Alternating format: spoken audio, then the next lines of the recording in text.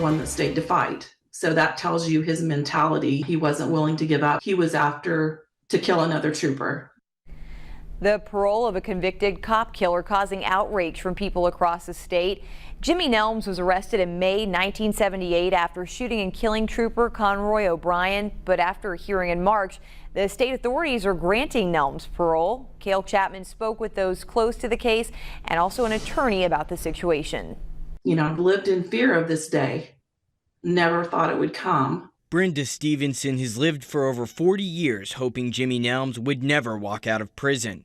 You know, we've written letters to the parole board for years. I've attended the Zoom meetings for years, and I'm mad. I'm angry that they're letting him out.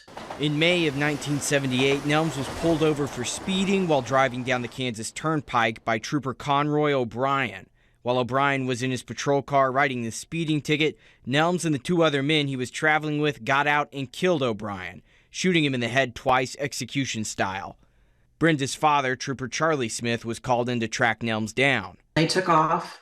Immediately, the gunfight was on. He emptied his revolver, laying down in the seat through the front windshield, and then when he got out, he opened his driver's door, and they shot out the glass in his door. So that's how close he came to being killed.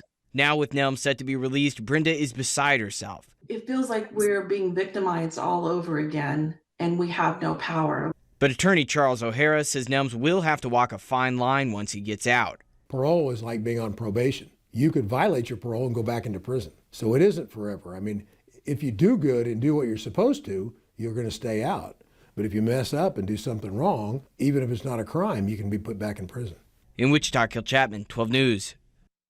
The Kansas Highway Patrol has come out publicly against the parole board's decision to grant Nelms parole. Governor Laura Kelly has asked the parole board to revisit their decision if legally possible. The Department of Corrections has not announced when Nelms will be released.